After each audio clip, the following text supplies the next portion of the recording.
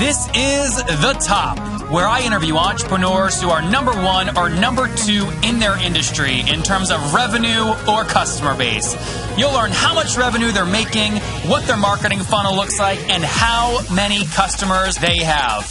I'm now at $20,000 per talk. 5 and 6 million. He is hell-bent on global domination. We just broke our 100,000 unit sold mark. And I'm your host, Nathan Latka. Okay, Top Tribe, this week's winner of the $100 that I give away every Monday is Kim Dust. She's in the entertainment industry and is currently working a full-time day job and doing her side hustle on the side. Kim, congrats. For you, here's a chance to win $100 every Monday. Simply subscribe to the podcast on iTunes now and then text the word Nathan to 33444 to officially enter. Again, text the word Nathan to 33444 after you've subscribed. Guys, if you want an easy tool to use to book your meetings back to back, to batch your calls, to make sure people actually show up when they schedule, you want to use Acuity Scheduling. It's what I use for all my podcast interviews at nathanlatka.com/schedule. I'll tell you more about how I use it later on in the episode. Nathan Latka here. This is episode 527. Coming up tomorrow morning, you're going to learn from ConvertKit's CEO Nathan Barry how they hit $480,000 in monthly recurring revenue by helping 10,000 professional bloggers grow their email list. Nathan Latka here. Good morning, everyone. You're going to enjoy our guest today. His name is Kyle Racki, and he's the co-founder and CEO of Proposify. Kyle is passionate about design, SaaS, and marketing. He loves jamming out to 90s covers, tunes, and music at open mic night, and also has the unique ability to work a perfectly cromulent Simpsons reference into any conversation. Kyle, are you ready to take us to the top? I'm ready. I told you before the thing, I said, what is a Simpsons cromulent? And you corrected me. What is it? It's an inside joke where the people at Springfield on The Simpsons kind of make up words that don't exist, and one character says it's a perfectly cromulent word. All right, very good. All right, let's get into the business. Tell us what Proposify does and how you make money. Cool. So Proposify is a SaaS company, and we help people streamline their sales proposal process, close more deals, do it all in the browser, and collaborate easier on their sales process. And revenue model. So what are people paying you on average per month? The average customer pays about $40, $50 a month, but we have prices ranging from $25 a month all the way up to about $250 a month. Okay. And about how many customers are you working with? We're getting close to about 3,200. Okay, that's great. That's really great. And I want to get back in and get kind of start date and kind of the founding story and all that jazz. But let me just keep going down on these for a second. So in order to just calculate back in the napkin MRR, can I do $40, a $40 ARPU times $3,200 to get about $128,000 in MRR? Yeah, we're close to $150K MRR. Oh, great. Okay, good. So maybe ARPU is a little higher than $40. Yeah, 47 or so. Oh, got it. Very good. Okay, so take us back to the founding story. So what year did you launch the business in? So we launched the initial MVP in 2013, and it took us actually a long time to really hit product market fit, about 17 months. So we were under 1K MRR for quite a long time, and it wasn't until from about April 2013. We didn't really hit it until about September of 2014 was when we started to see everything increase. So what is that? How many months? Every month. About 17 months. Yeah. Interesting. Okay. So before you tell us, because obviously that's turned around, you've grown since then. How did you sustain yourself in that period? Had you raise capital? Was it your own savings account? How did you sustain? For a long time when we were working on the product, me and my co-founder, Kevin, were actually running an agency. So we were doing web design and marketing work for clients, and we kind of built it in-house. But then we sold the business.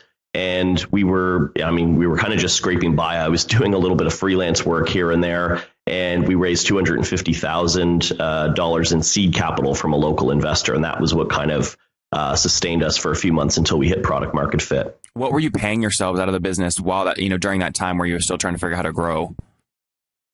Well, once we raised the money, we could pay ourselves, like a modest but reasonable salary. It was me, co-founder, and a developer, and I'd say we weren't raking it in because we wanted to make sure we had enough runway to sustain us. Yeah, this is a tough question. Every new entrepreneur tries to figure out. And sometimes it's the first battle between new investors and the CEO. So that's why I ask: are you comfortable sharing what the actual number is? Oh, yeah, I think at the time it was like $60K a year. Okay. All right, $70K maybe. Because I think, especially when you raise money, you need to be reasonably comfortable. You can't work on a product and hustle if you're worrying about how to pay your mortgage. Yeah. I've heard.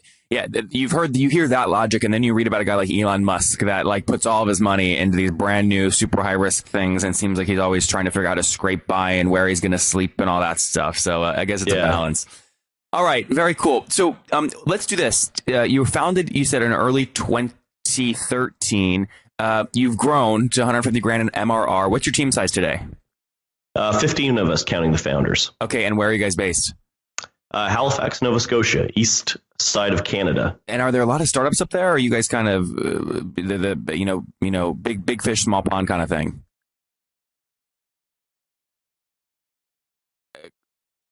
Oh, sorry about that. Your audio cut out for a minute. No problem, Kyle. I was just curious up there in Halifax. Are you guys kind of a big tech fish in a small tech pond, or is there a lot of activity going on? I think that in Halifax we're maybe seen as one of the brightest, up and coming, I guess, startups.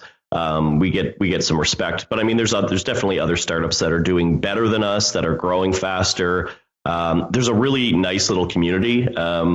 In fact, a lot of it is based in Halifax. There's a place called Volta, which we actually worked out of for a little while, and sort of brings together startups. So it's a small, but it's a growing community. Who are some of the leading startups, would you say, in Halifax that you respect? Yeah, well, a lot of them have been acquired by now. So you probably heard of Radian 6 that was based out of the Maritimes in Canada. They got acquired by Salesforce for like $350 million or something like that.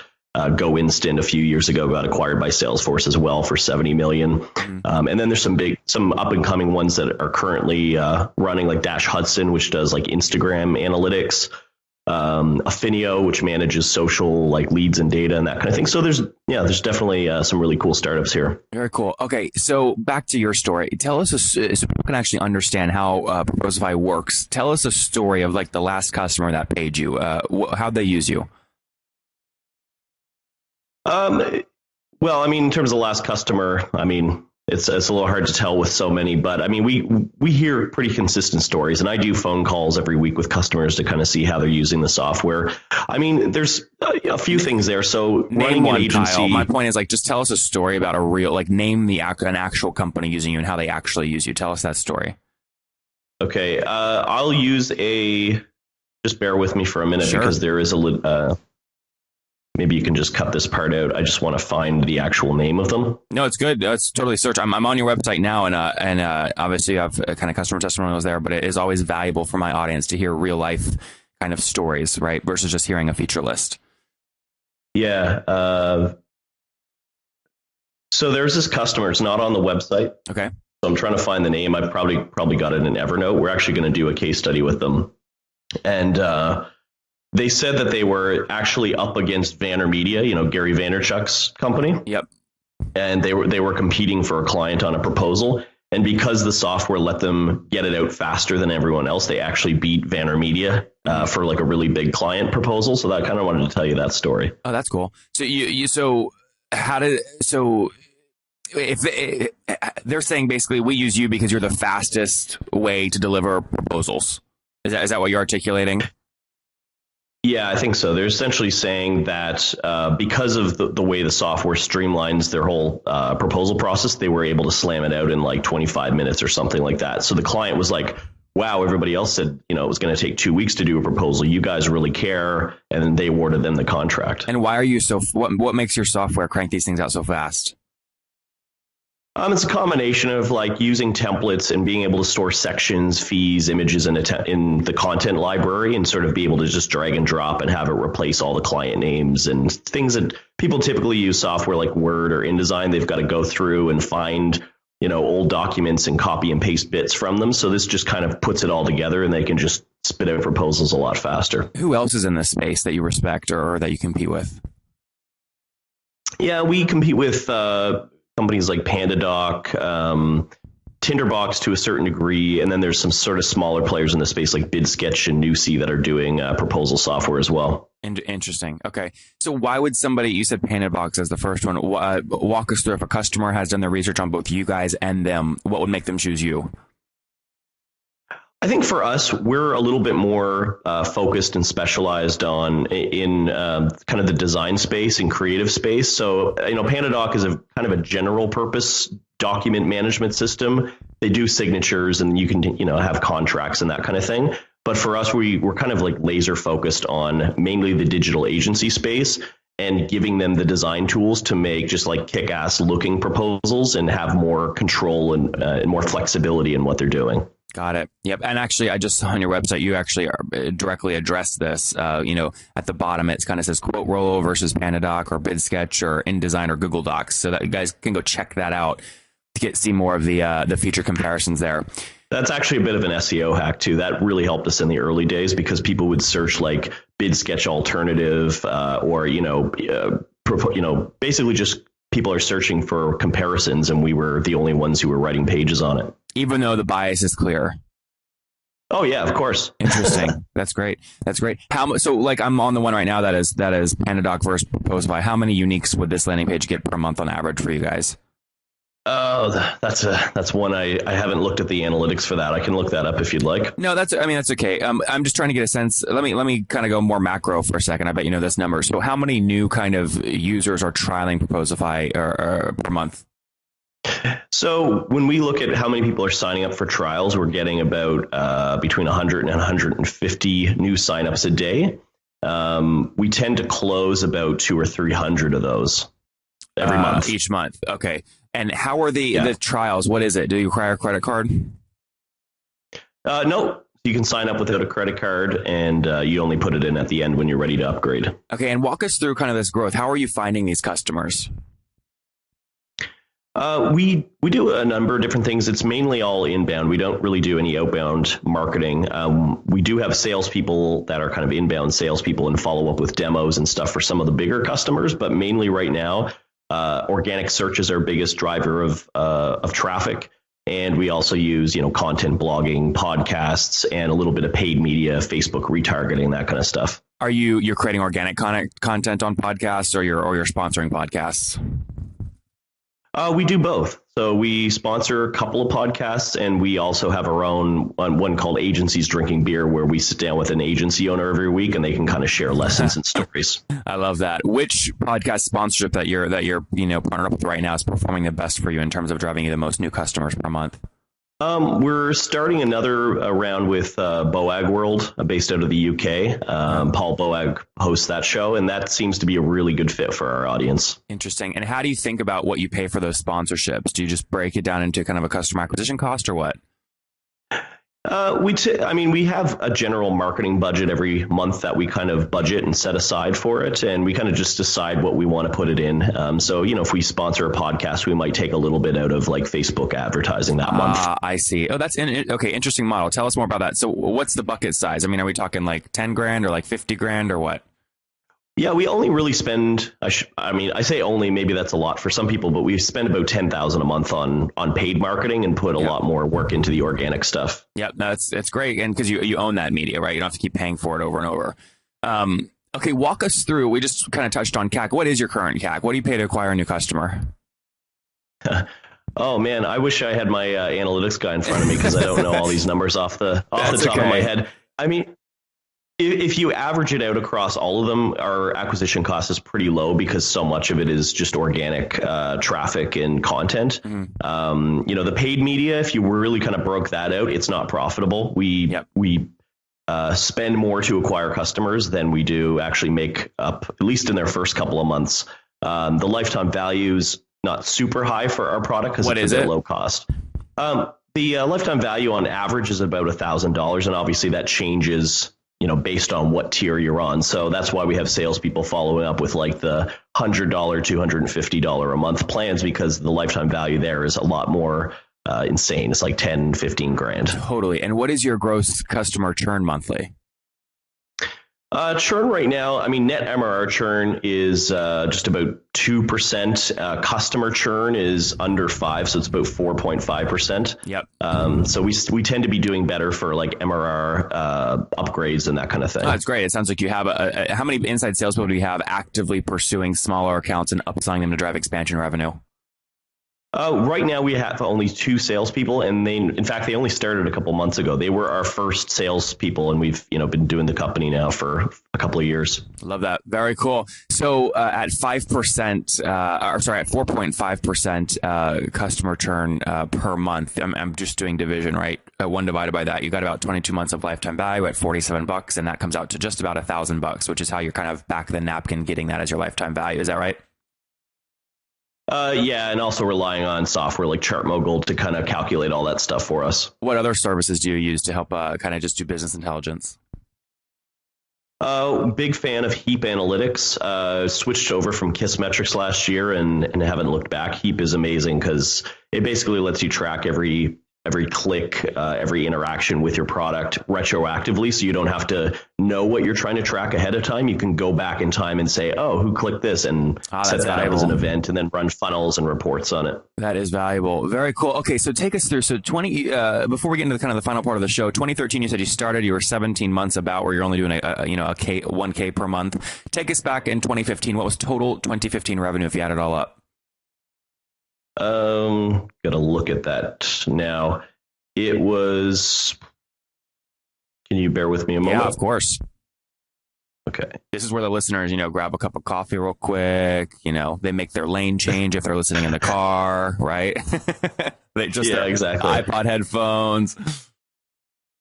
This is the fastest paced podcast I've ever been on. Hey, it's something special's happening. People are going, Nathan, the show's going to get like 100,000 downloads in its first year, and we passed 3 million. People love the approach. I don't know why. Something special's happening.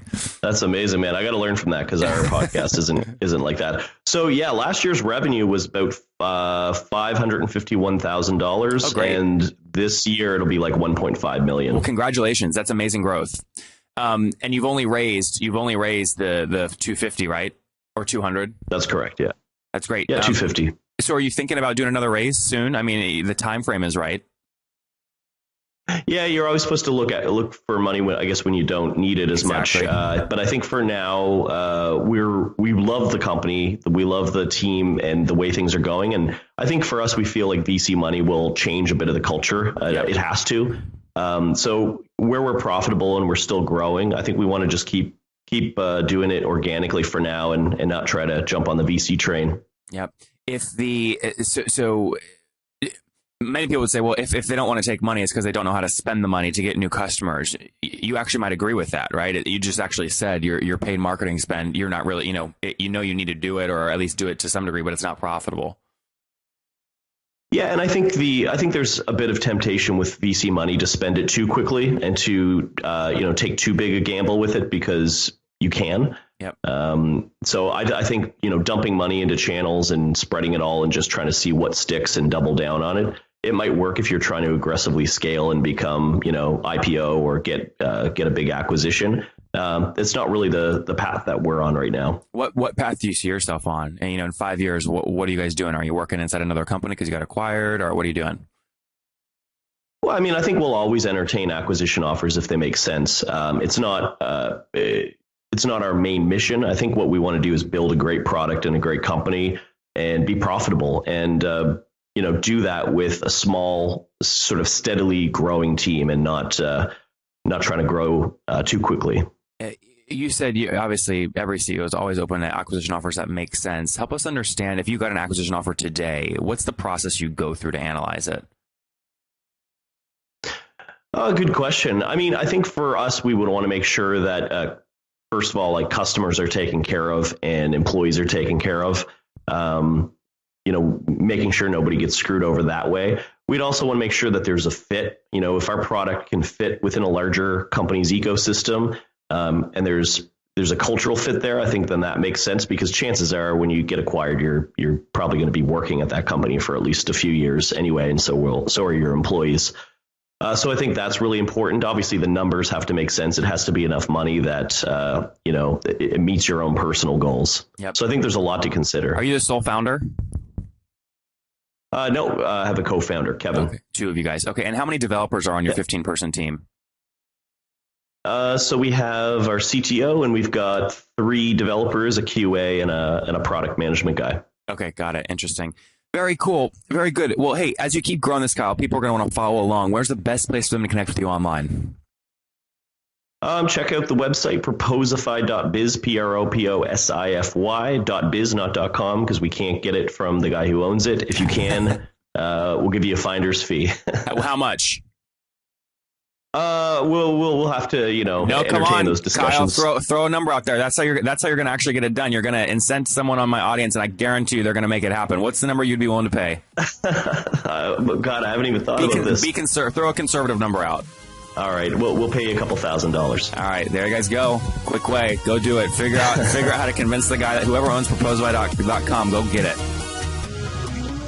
All right, guys, I talked about this earlier, but I schedule like so many meetings it would blow your mind. I mean, all my podcast interviews, right? Hundreds of entrepreneurs I talk to monthly. I schedule, and you know what? I do it so efficiently. I get them all to agree to my calendar, so all the calls are back to back to back.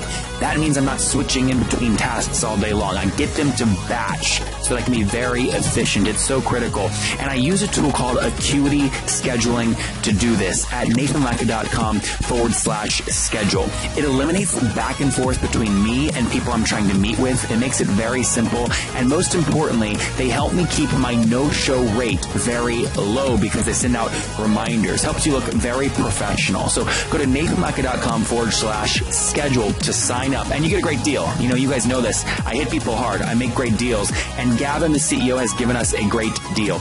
If you sign up like normal people, okay, on their website, you only get a 14-day free trial. If you use my link, nathanlatka.com/schedule, you get 45 days free. Okay, it's the best. It's free. Go to nathanlatka.com/schedule right now to sign up, and I'll see you there. All right, Kyle, very good. I'll link to your links in the show notes at nathanlatka.com/the top 527. Again, /the top 527. All right, we're about to get into my favorite part of the show, Kyle. It's the famous 5. These are one-word answers. You ready? Sure. All right, number 1, what's your favorite business book? Lean Analytics. Number 2, is there a CEO that you're following or studying right now? I mean, I think the boring answer is Elon Musk. There's probably I'm going to say Alex Turnbull from Groove. Yeah, he's a good one. Number 3, is there a favorite online tool you have, like TopTal? Favorite online? So many of them. I'm going to go back to Heap. I think Heap's the best analytics tool for SaaS companies. Do you know the CEO? No, I don't. Okay, I'm going to reach out and see if I can get him on the show. Number 4, yes or no, do you get 8 hours of sleep every night? I try to. I think I do most of the time, yes. And what's your situation? Married, single, do you have kids?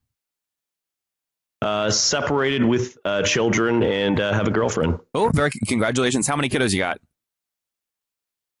2 boys, 9 and 4. Oh, wow. Okay, so, and then how old are you right now? 33. Okay, so that all builds up to this last question. Take us back 13 years. What do you wish your 20-year-old self knew? That it's all going to be okay, and I would give myself a hug. Top Tribe, there you have it. Don't forget to give yourself that daily hug from Kyle, the CEO and one of the founders of Proposify.biz. They're serving over 3,200 customers. They raised $250,000 after making only $1,000 per month for 17 months as they search for product market fit. They passed $500,000 in 2015 revenue, on track to break $1 million this year, with a $47 ARPU, currently doing $150,000 in MRR with 2% net MRR churn, 4.5% gross customer churn, with their team of 15 folks up there in Halifax, making it easier for folks to get out those proposals. Kyle, thank you for taking us to the top. Thanks for having me on, Nathan. If you enjoyed Kyle today, go back and listen to Ivan yesterday. His company, Yanadu, just hit $25,000 in monthly recurring revenue, helping 17,000 users better manage their tasks. Okay, Top Tribe, I'll see you bright and early tomorrow morning. And don't forget, before you listen to any other episodes, subscribe on iTunes right now for your chance to win $100 every Monday.